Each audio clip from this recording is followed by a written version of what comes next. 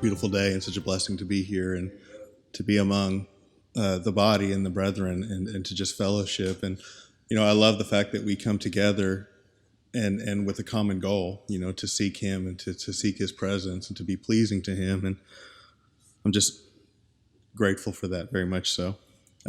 This morning, I guess kind of what's been on my heart lately, I've been, for some reason, just thinking of the imagery of roots has just been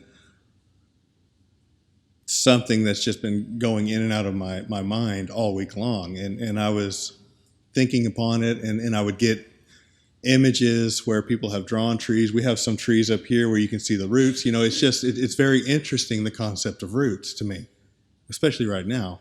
And so I will consider drawings where you see these giant oak trees and their canopies are huge and bountiful and majestic, and then they will draw below the surface. And often the root system itself is more majestic than the canopy, and it's never seen. But it serves such a great function, and I kind of want to talk about that a little bit today. So I'm sure we've all heard phrases referring to roots as well. A couple of them that I could think of that I've never really paid attention to before, but I know I've just said them is when people say that they're taking up roots. It's just like, okay, they're sticking around. Well, when they're saying that, they're really talking about really embedding, and this is where they're going to be planted. And so we have taken roots within our church body, there's to be moved, you have to be uprooted. Another one is we hear people talk about their family roots, and which is basically is similar to me in the term grassroots movement, where it's a very basic, like right there on the ground level. Whoops, right on the ground level type of situation, or people will say that, and even the Bible talks about being rooted in a thing, like rooted in the truth, rooted in love, and that is. To me, being rooted is no different than being grounded. And if you know anything about electronics, there's a natural earth ground, and that there are imbalances in protons and electrons. And if I come into contact with somebody who has a different set of neutrons or protons, there's going to be a discharge when we touch, because the protons and neutrons and electrons, everything has to balance out. So the reason you hear people talk about grounding something is because they have to neutralize everything to keep that discharge. Because if that discharge is too great, there could be a minimal or a catastrophic failure in electronics. So when you hear that you are grounded in the truth, it's basically saying that everything goes back to that. Your foundation is that. If you're rooted in the truth, everything in the tree goes back to that basic root system. So when you look at the function of roots, it's not only to provide nutrients for the tree or for the fruit, but roots will fan out and they grow. And the more they fan out and the more that they grow, or the deeper they grow, the stronger the tree is. Also in the winter, when the tree appear to be dead, if it's not a conifer or an evergreen, the leaves died, the green is gone. In the winter, everything looks like sticks. You think this is a tragedy, everything's dead. But what's happening is the roots are digging deeper, and they're finding more nutrients, and they're getting a more solid ground. And all of this is for a purpose, in that a stronger root system allows you to weather a bigger storm. Thursday, I think it was Thursday. We're are we in the middle of July? We're in early middle of July. Yeah. It's summer. It's pretty hot. It's terrible outside. And I was driving home for lunch Thursday, and I remember driving, and I stepped out of the building, got in the car, and I thought, man, it is dark. It looks like it's going to storm. And I was driving, and it was like I was driving into it. So I got on the interstate, and I got off at our exit and, pulled into the Marina Village, and it was just dark. There wasn't really a breeze yet or anything, but it was just dark. I pulled in, I got in the house and fixed Ruby some lunch, and she sat down in the little breakfast area in the bay window in our kitchen area. And she was eating her soup. And I just looked out the window and I saw that it was raining. And I always remembered how much fun the summer rain is, you know. And so it's just like a light sprinkling and drizzle. I could just see it. And I thought she's going to have a lot of fun if she goes out there. So I said, Ruby, you wanna go play in the rain? And she just looked at me and went, "Yeth." So she finished what she was eating, and we took her nightie off and sent her outside, and she was hopping around. I came back in the house, or came back into the kitchen to get my tea, and I looked back out and I saw lightning. I thought, oh, okay, I'm going to get her, because I wasn't sure if I saw lightning. It was in my peripheral. And then I get to the door, and about that time, I think we were filming her playing at this time, and then the thunder struck, and she has developed a fear of loud noises, fireworks, and really bad thunder. She'll cover her ears, and she'll wonder what it is, and we'll have to tell her. And so she heard the thunder outside. It wasn't bad. She covered her ears and came inside. No big deal. Got her back to eating or something. I don't know. I went around the bar and stood by the counter and looked back out, and the trees were just, like doubled over almost. Just the wind was blowing like crazy. By that time, it was time for me to go back to work. So I got in my car, went down my road, and a couple houses down, there was a tree that had split. So just in the amount of time that the thunder happened and the minutes after I left, this tree had fallen or split. And the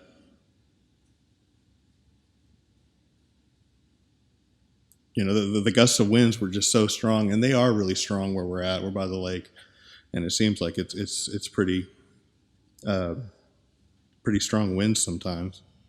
But as I was driving, nobody was hurt. It didn't fall in a car or anything. And as I was driving, you could see some limbs were down. But then I started to marvel that a lot of these trees seem unaffected.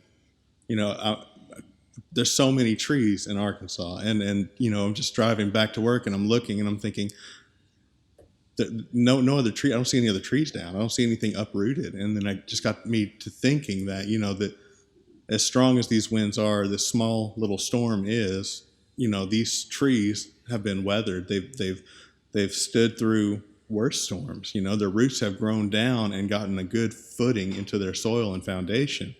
And those are the things that help keep it alive and keep it safe. I've experienced this, and I've always heard, if you have an indoor plant or an indoor tree, when you take it outside, even the sun, direct sunlight, can scorch it and kill it because it's not used to that environment. But when you grow up in trials and when you grow up with persecution, as we do in the faith, it creates a stronger vessel. You know what I mean? It will allow, because a lot of times it depends on where we're rooted. Are we rooted in a good thing or in the truth? Are we rooted in something else that may not be bad but is not the truth? You know what I mean? It's just like, because there's a lot of things. Well, I'm jumping ahead.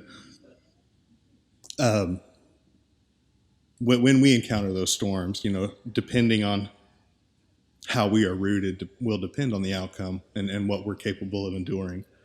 Because we know that of our own strength, there's nothing. I'm not able to do a thing on my own strength. And when I stop striving to do it myself, that's when I am successful. Because, and I find myself trying to strive and do it myself more often than I realize. And I pray that God would show me earlier on, because it would save me so much trouble.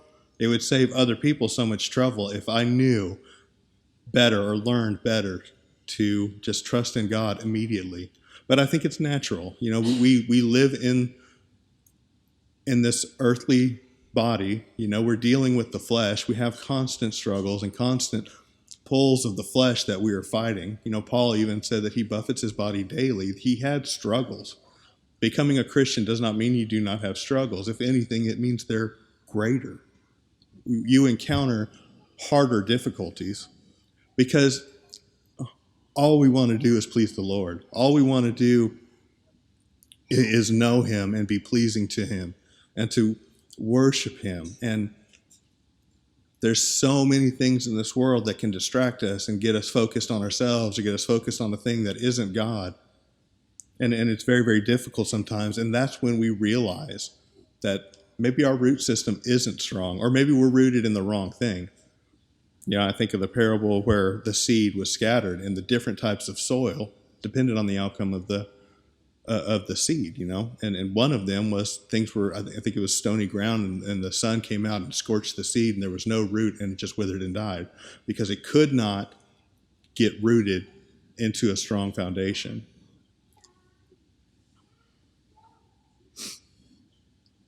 And as I was contemplating that this week, I was already thinking about this before the storm, and it's just, I love the imagery there is in that, just in the same way that I love the imagery that we have in the Bible about the foundation, and it's absolutely true. It's not just like, this is the foundation, you build upon it. No, the strength and the material and everything you use for that foundation really determines the strength and the majesty of the building.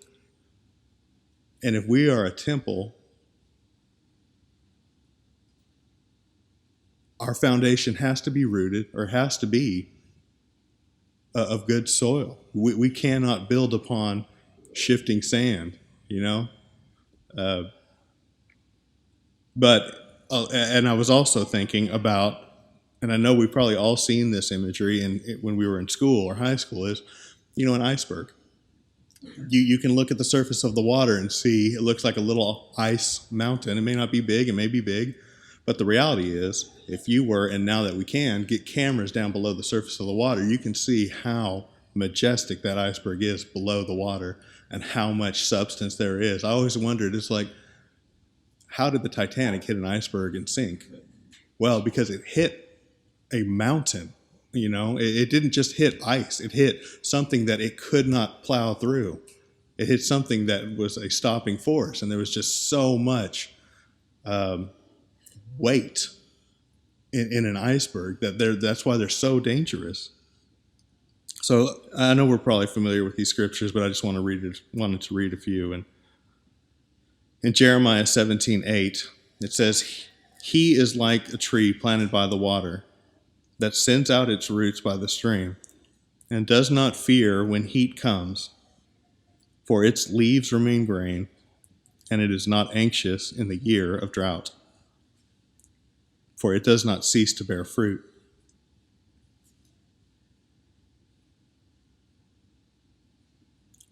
I think of the example that Jesus gives of the sparrow. It's like when we are rooted and we are when we're where we're supposed to be. God's provision is enough, even when it doesn't look like it. And most times it doesn't look like it. Hence the striving in my own strength. In Colossians 2, verses 6 and 7, it says, "Therefore, as you received Christ Jesus your Lord, so walk in him, rooted, and build up in him, and establish in the faith, just as you were taught, abounding in thanksgiving." So we're to walk in the Lord and be rooted in him, and then we build upon that. A tree is nothing without a root system. It just is. It isn't. And if there's no root system, it dies. I had a tree in the front yard when my grandmother lived at our house, and I just watched it wither. And then one day she asked me to take it out, and I just went over there and pushed it over. There was no stump or nothing. I think it just pulled it out of the ground. And, there was just a hole for many, many years. And then my neighbor came over to borrow something and then fell in it. So I planted a tree. And I had always heard that where an existing tree was, you can plant another tree and it will grow twice as fast because the root system of the new tree will take over the existing. And it was I wanted to test that. So I planted a redbud where I knew that hole was.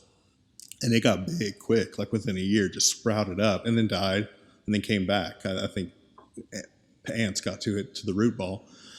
But, I imagine, I forget what tree used to be there, but it was big and it had been there since they built the house. Or before, because he didn't bring it in. And it's exactly what happened. The root system followed the existing root system. It did not have to And this may be why it died. It did not have to strive in the soil to make its way because the path was already there. And so maybe weather came and it wasn't strong because it grew up too fast. In Ephesians 3:16 through 19, it says that according to the riches of his glory, he may grant you to be strengthened and with power through his Spirit in your inner being, so that Christ may dwell in your heart through faith, that you, being rooted and grounded in love, that you may have strength to comprehend with all the saints what is the breadth, the length, the height, and depth, and to know the love of Christ that surpasses knowledge, that you may be filled with the fullness of God. You know, we can read so much about Jesus. We can read so much in the Bible, but if we don't allow ourselves to be rooted and grounded in the love and the truth of the gospel, that we won't truly know him. We won't know the breadth, the length, the height, the depth. We just won't. And I think that, and maybe the people who just build their foundation and everything just upon knowledge alone, I think that's probably where they're at. I don't know, but so when we focus on being rooted in his word and his love and truth, you know, that's where our strength truly is. And the storms are just for a season. You know, it's not storming all the time, but there are seasons of storms. And when we're not caught in the middle of a storm, or when it's in the winter season, you know, that's when we should be working overtime to make sure that our roots are going down strong and deep and into the proper soil. So the truth is that we're all going to be rooted in something. And there may be many things that we might rely on for our strength rather than being rooted in Christ or being built upon his foundation. You know, I mean, and you can be rooted in something that is bad. In Hebrews 12:15, it says, see to it that no one fails to obtain the grace of God, that no root of bitterness springs up and causes trouble, and by it many can be defiled. You know, we've seen that. We've seen how bitterness can just tear through like a wildfire, you know, where it can spring up somewhere, and if it's not dealt with, I don't know. If you've had a garden, you can probably picture this. If you have a garden, you work the hardest at keeping the weeds out. And you can go over there with the weed eater and just chop them off. But if you don't pull it up by the root, it comes back. And it comes back stronger, and there's more of it, and it just takes over. And it's, again, that picture, that mental picture of that is the same way with the root of bitterness. If that develops within us, not only are we in danger, but we're putting people within our sphere of influence, or the people we're closest to, in danger as well. Now, I've been going through a lot of books written by doctors lately. I've just kind of become obsessed with nutrition and healing within the body, and it's just like, well, wait a minute, what we eat, what we do with our body really matters, you know, and treating your body and trying to do everything you can to preserve and be a good steward of this temple that we've been given. And I heard an example from a doctor, and he was talking about how some doctors treat their patients. And he gave this story. He said there was a man who was sitting at home, and, you know, he's just like watching television or something. He starts to feel a drip on his head. So, you know, this goes on for a little while. He gets up and he goes and he grabs a towel and he wipes his head, and he kind of wipes where it made a little bit of a mess. And, you know, he looks up and he notices it's coming from the ceiling. So as he's wiping the floor, the leak gets stronger, you know, and it's not just a drip anymore. It's just like a leak. So he thinks, okay, well, just like Tom and Jerry, I'm going to go get a pot and I'm going to put it under here, and I'm going to catch the water. So as he's doing that, it opens up more, and he realizes that this just isn't going to do it. So he has to go get a 5-gallon bucket. And as he's putting that down, he sees another leak start. So he grabs another bucket, and then another one, and then another one. And he just keeps putting vessels to catch water in his house. Then he realizes he's having to empty more than he can, and things are spilling over. So he gets a bigger vessel. He grabs a trash can. And so you see where this is going. It's just like he keeps doing things. More leaks pop up, and he keeps doing things to address the symptoms, and he keeps doing things to catch the water. So he ends up going to the hardware store, and he buys more buckets and more trash cans. He brings, no telling how much money he spends. He brings it back into his home to catch all the water. And he says, this is consuming all my time. So he develops and spends money on a leak catching drainage system within his house, and it pipes it out the front door. And then he thinks, finally, I've got it. Well, anybody looking on can realize all you're doing is treating the symptom. The root of the problem is that you need a new roof.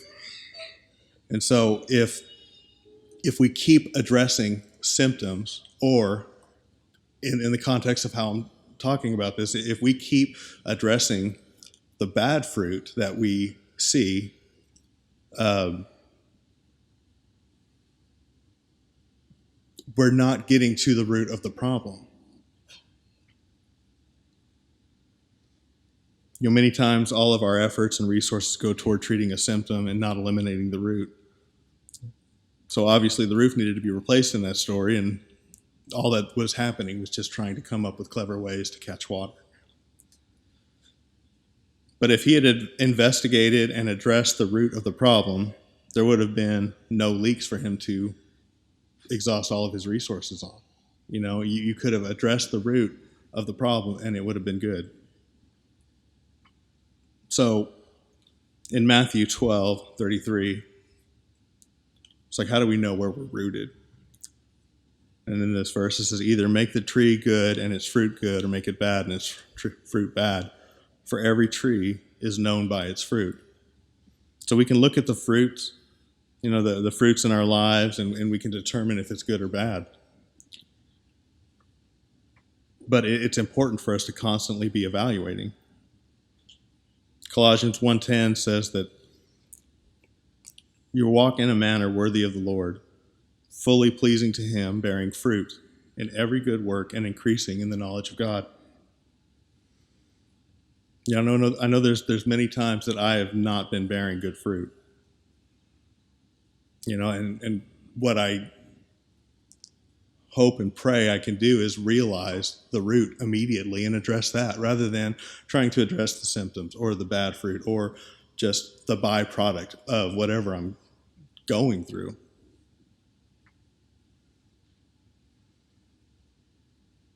I mean, you can have an issue with submitting to authority, but just keeping your mouth shut is not addressing the root. You know what I mean? It's like I can have a problem with submitting to authority and not say the things that I'm thinking, but I'm still having to deal with the things that I'm thinking. And if I don't address the heart and bring that before a holy God and say, I want what's pleasing to you, not a thing that the devil tries to get me divided on, But if I just working really hard to keep my mouth shut, not to say something, is not the answer.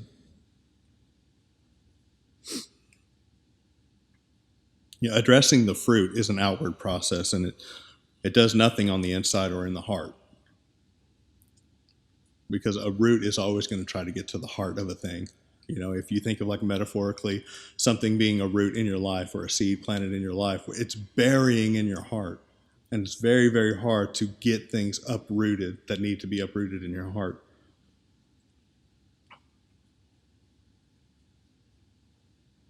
I know there's times that I can't see the fruits all the time. There are times when I rely on others to point them out to me.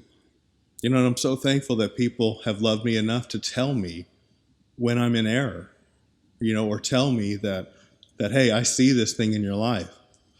Or even just to be honest and not be confrontational, but just to say, yeah, but really this, and just plant that seed to get me to consider. It's like, well, yeah, you're right. No, I'm way off base here, because I think that happens to us all very often.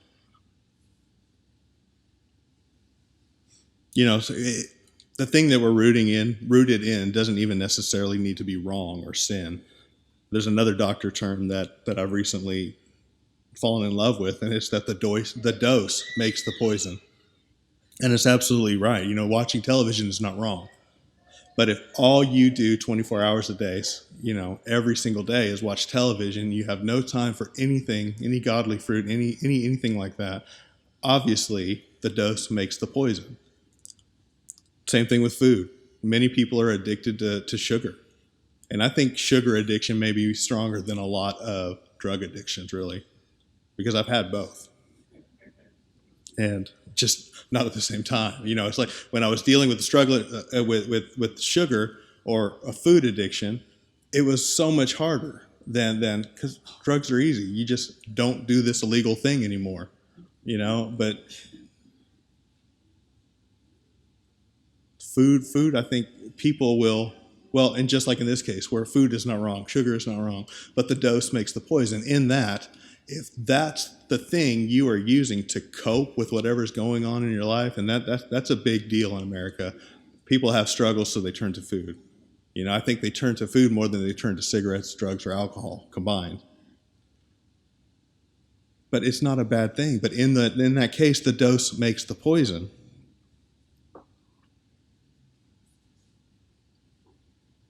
I constantly struggle in those moments to try to keep the main thing, or keep my true north where it's supposed to be. Because in those times, you can see that if I'm looking for a coping mechanism, it could be anything. It could be, a beer is not bad, but having to pound a few of them just to get through the day, there's a problem. Relaxing with the movie with your family is not bad, but if that's all you become about, you have no time for God. You have no time for anything that God is trying to lead you to.